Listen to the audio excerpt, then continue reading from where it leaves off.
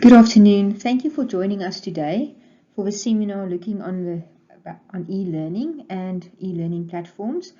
My name is Dr. Wilma van Staden, and I will just be talking to you about some of the ELRC's online courses and the online platforms and the way forward.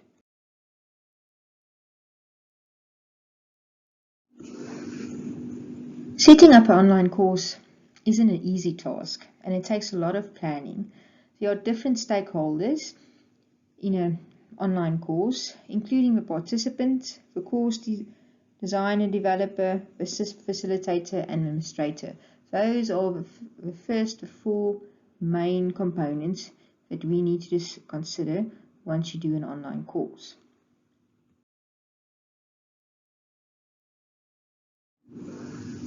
I think it's best to start looking at the online courses as examples. So I would start with a Sustainably Started Teachers course, and then we will just be looking at the different roles and duties that such an online course has, the designing of it, the communication with the participants, and all the different other aspects that one doesn't always consider.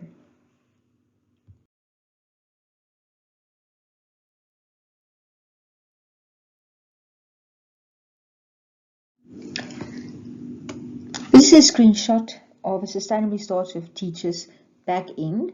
So when you are not just a user, but you are maybe a group leader or an editor or administrator, then this is what you will see when you open the website. This page at the moment is part of a dashboard, and it does give you very interesting information. And you can also email your users from here, and then basically just manage your site at a glance, looking at what is actively happening at the moment with your site.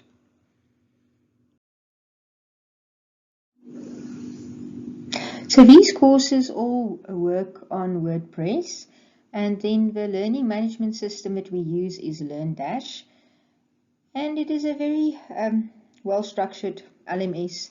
And as you can see here, we can look, there's an overview, you can have different courses, modules in the courses, sessions in the courses. Then you can also develop tasks, questions, and assignments for your group. There's a process of certification at the end that you can design your own certificate. You can create groups that is then led by a group leader, so that students are also facilitated. You also set up notifications. So for instance, when someone has submitted an assignment, then they get a notification, say thank you for submitting your assignment, we will be in contact shortly, or thank you for registering for the course, here is your course details. So the notification is an easy way of communicating with the users without sending personal emails. The reports is you just basically be able to download the data of all the users, and then also the users' questionnaires and answers to the tasks at hand. Those are the most important things that you really would get on your LearnDash LMS that is interesting to know.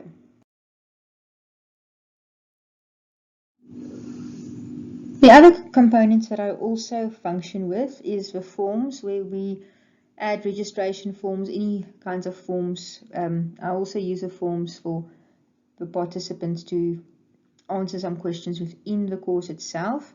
The comments are important. With your receive comments, then you have to approve them.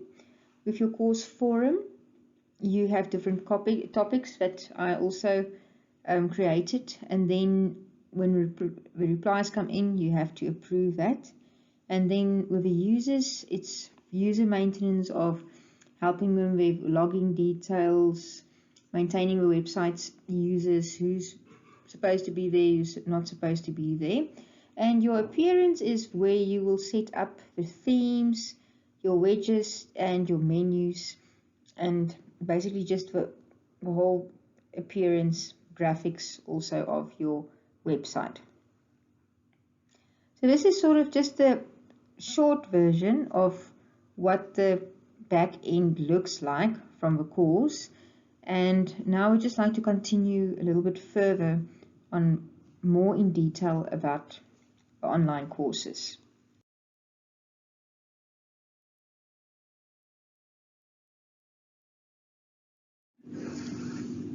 So the aim of these seminars is actually to find a way how we can interlink all our online courses so that we actually have an active network and a unit, that we don't do double work.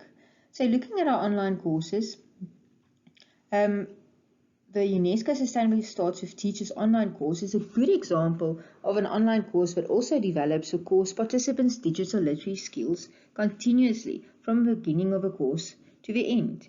The course is sponsored by UNESCO, thus it is free online course. The course is also mobile friendly.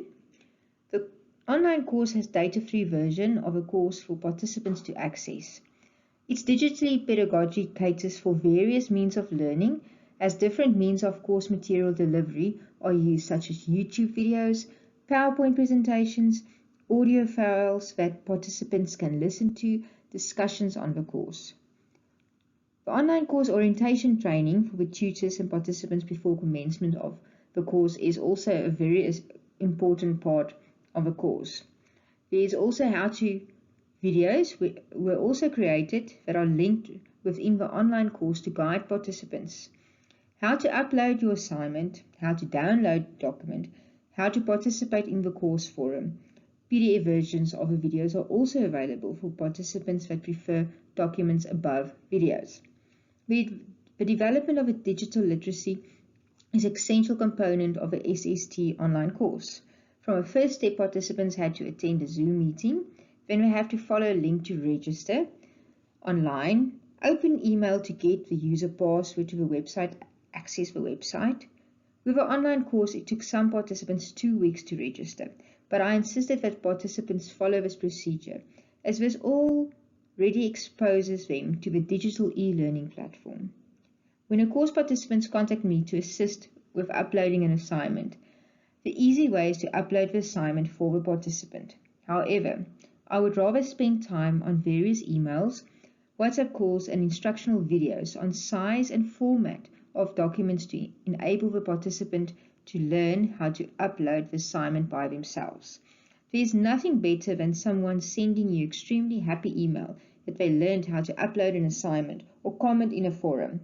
Once learned, it cannot be unlearned.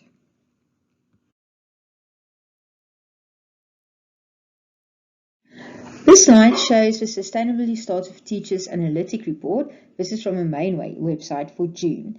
There is less traffic on the website for June, as in May we had a Sustainability Starts with Teachers policy dialogue.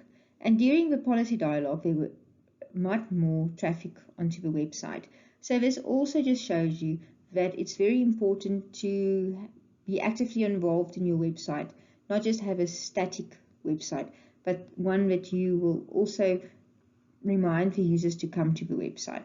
So in June, 259 users accessed the website, and with 349 sessions. So a session is about an hour long. So people spend 349 hours on the website, and an estimate time was 1.3 hours per user. And that is quite fascinating and very interesting that they spend so much time on the website.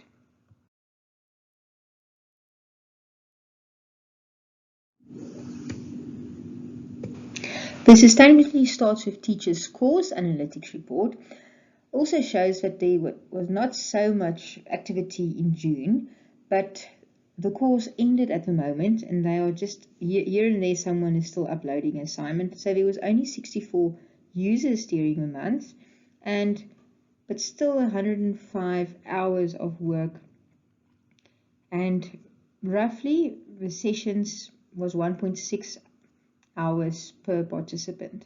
So there's definitely still activity, even though the course is at the final stages.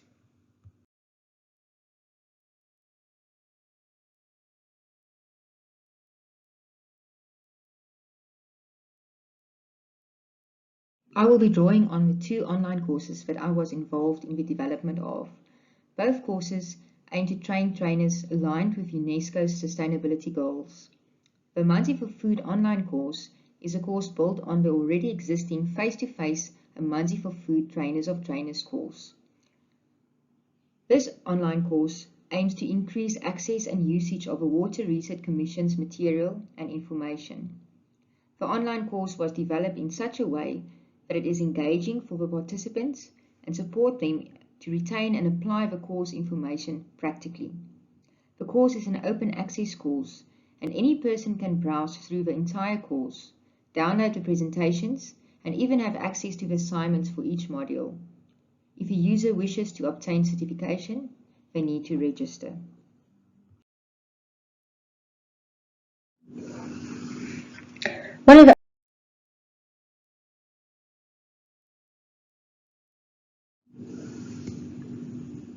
So at the moment, the online course for Manzi for Food is running. So the website itself is getting a really substantial amount of people, of users, and of hours. So for June, there was 566 users on the website at different times, and for 754 hours of sessions.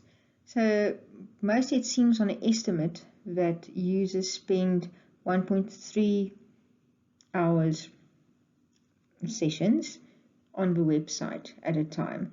And if you look there by the 3rd of June, there were even participants that spent 3 hours going through the course materials and things. So the one thing about the Sustainability Starts with Teachers main website and online course website and the Manzi for Food website is that all 3 of them have data-free or data-reversed versions on the system that students can also access, but I will discuss that a little bit later.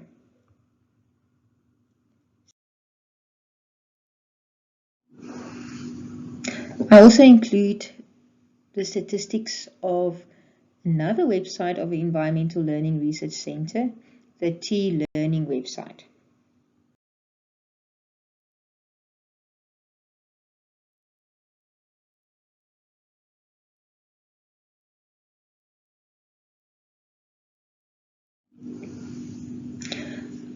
For June, the T-Learning Analytics report shows that 231 users accessed the website with about 260 sessions, and mostly the sessions were about 1.1 sessions, and here it shows the different, how long. The highest was about 52 minutes per session.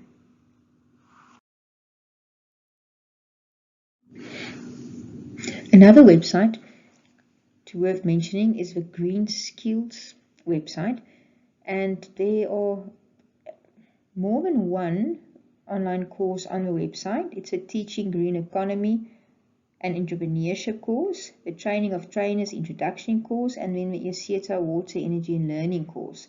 And there's also at the back end also other courses running there.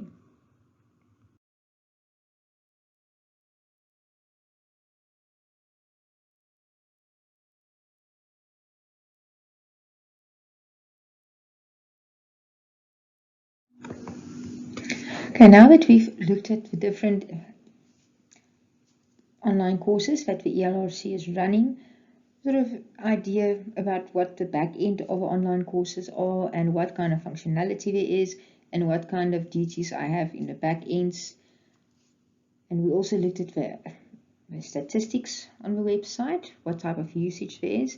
We can maybe just then go back and then look at how to the whole online courses.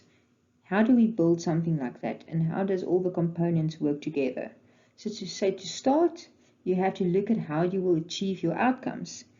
How will your course ensure that participants will obtain the necessary sustainable development competencies and knowledge at the end of a course? If you can identify these needs of your participants before the development of a course, it would make a huge difference on how you decide to design your course. What is your participants' data needs? Their device preferences, digital literacy, including computer literacy levels, and time available. For example, with a Sustainably Starts with Teachers online course, participants require data to participate. Many students are using their mobile phones instead of their laptops or PCs.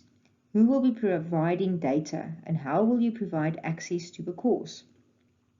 Once you understand the needs of your participants, you can then focus on the course designer and developer, namely the e-learning consultant and instructional designer. It is essential that the e-learning consultant understands the pedagogical processes and environmental sustainable development aspects of your course.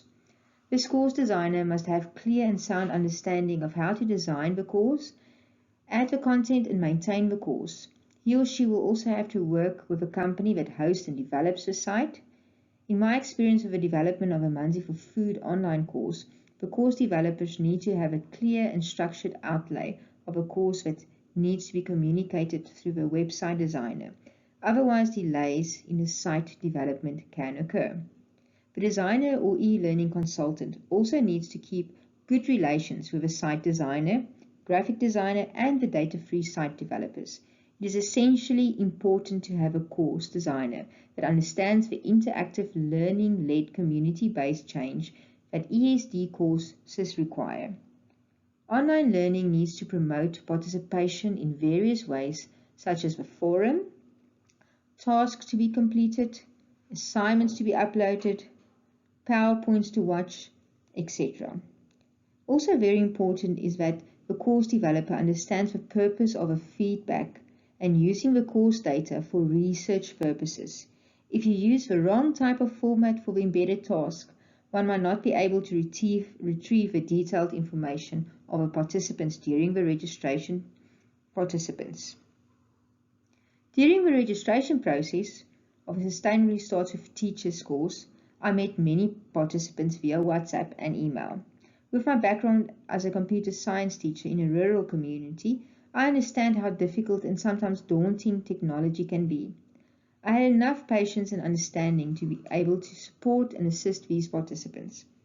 The support during the registration process and during the course is essential to ensure successful participation and completion of a course.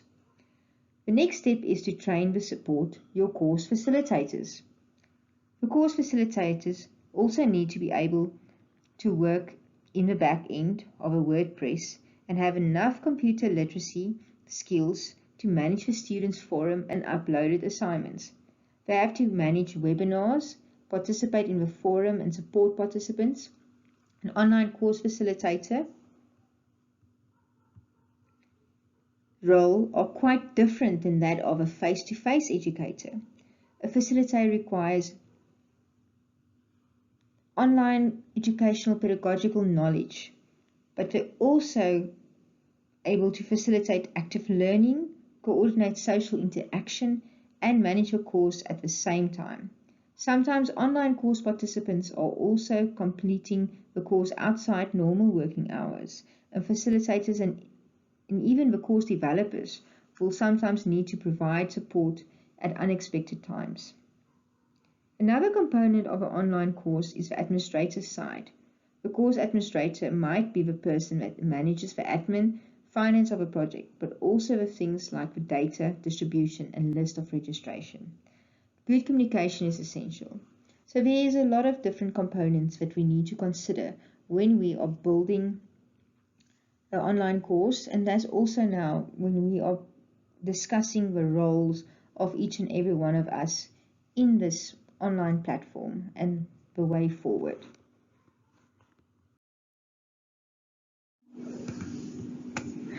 I really think that the most important thing for an online learning platform to be successful is the training of facilitators and the people using the platform.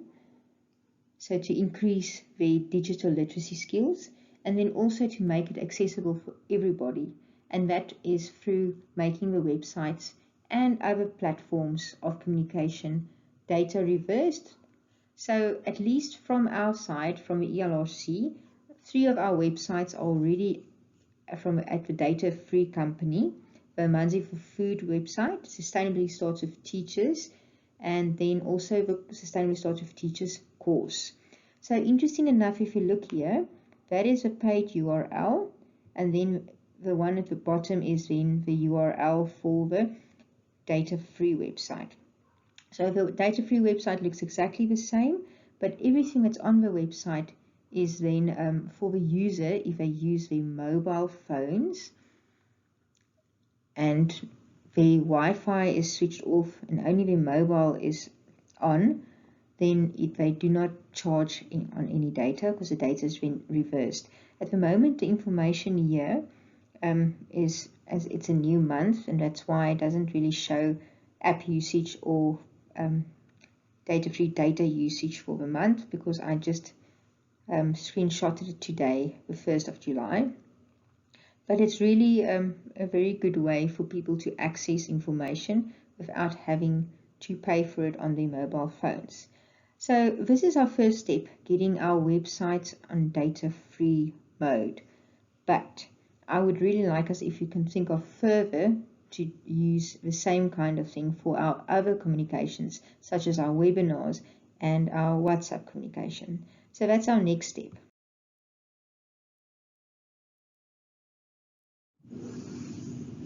So the company that's providing the service to us of making our website data reversible is data free, or as we used to know them, aka buy new. So they have different products: Reach, Wrap, Switch, Max, Direct, Connect, Moya, and Video. So from these products, the ones that I really think at the moment, we are using Reach at the moment for our websites. But I would think the most important for us now is looking at Video and then at Moya.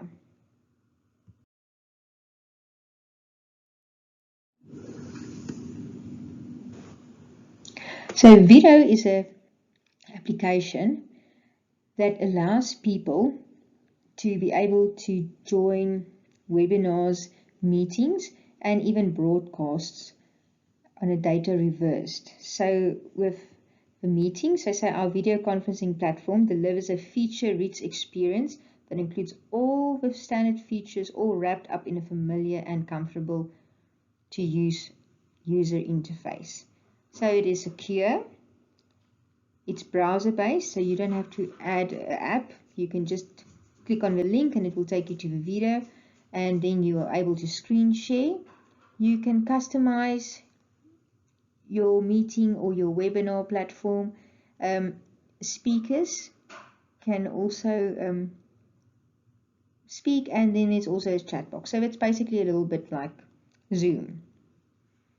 So I think this is really a very interesting product to consider if we would like to maybe say, well, we're having a webinar this week.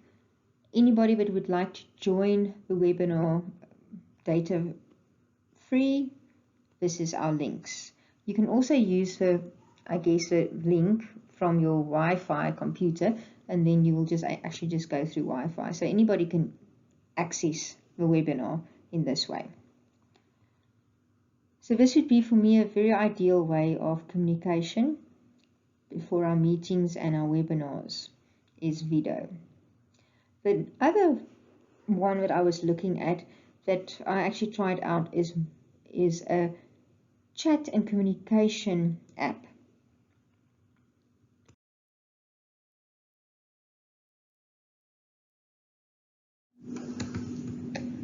So the app that I would recommend we all try is Moya.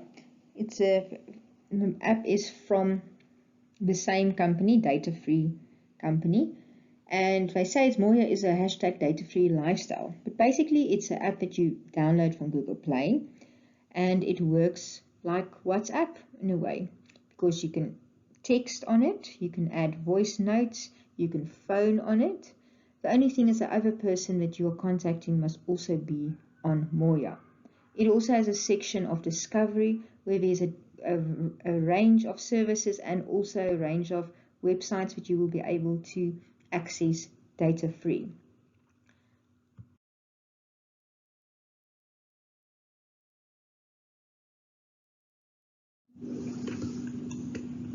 So I've tested Moya, and I really think this is a fantastic app for us to use.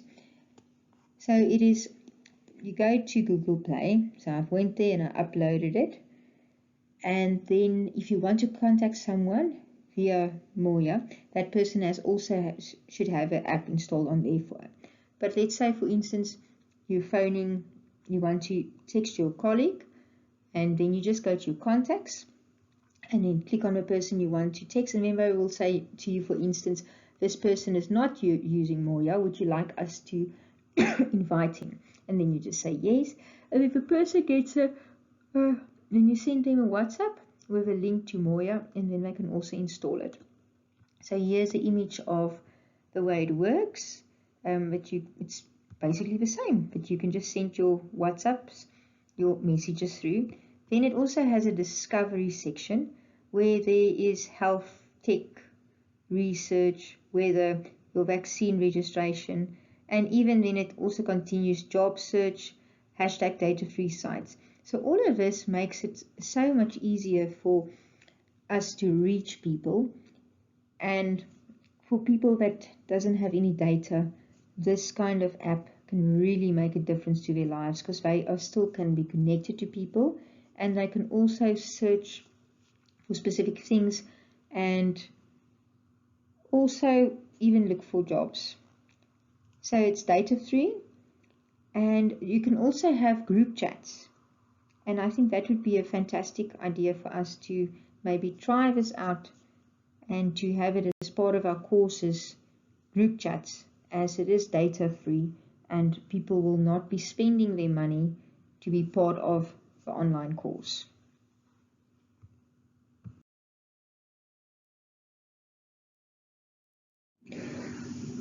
So for me, I really think that these kind of communication applications are very important for us to make sure that we have success within our online courses.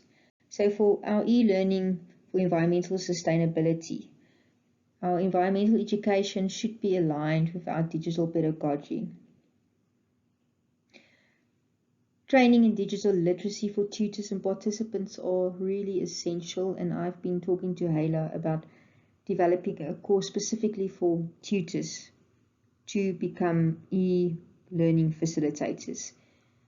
And for digital literacy to align with the community's environmental education needs, we need to invest in free online courses, data-free websites, and mobile applications. Mobile-friendly websites, learning management systems, and e-communication platforms must also be our main priority.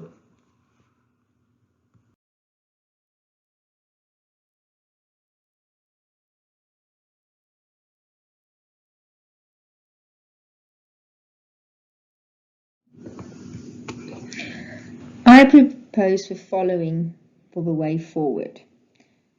To create a platform where all the environmental learning research centers courses can be accessed from one platform.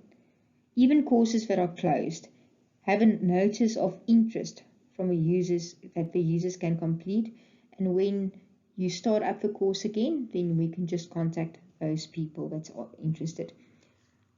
Make sure that we have a data-free version of a website and also data-free communication systems such as Vido and then the mobile app Moya. Create a platform for short courses. So for instance, Prof. O'Donnell used videos on YouTube. Any of those topics. If you try to combine some of those videos into a 3-hour short course, I mean, it's good practice for any student and other members of the ELRC to develop their own online courses. And then we can upload these courses, these short courses, on a specific platform. And I think that is really a great way to build capacity. So to build courses for tutors on online pedagogy, how to tutor online, and use the learning management system, LearnDash. So this is my vision of what I think we need to do. We have to make our websites more accessible to people, free for people, and then also in the same way train our own group, the LRC, and capacitate our students and the members of the LRC. Thank you very much and for this opportunity, and I really enjoyed sharing my ideas with you.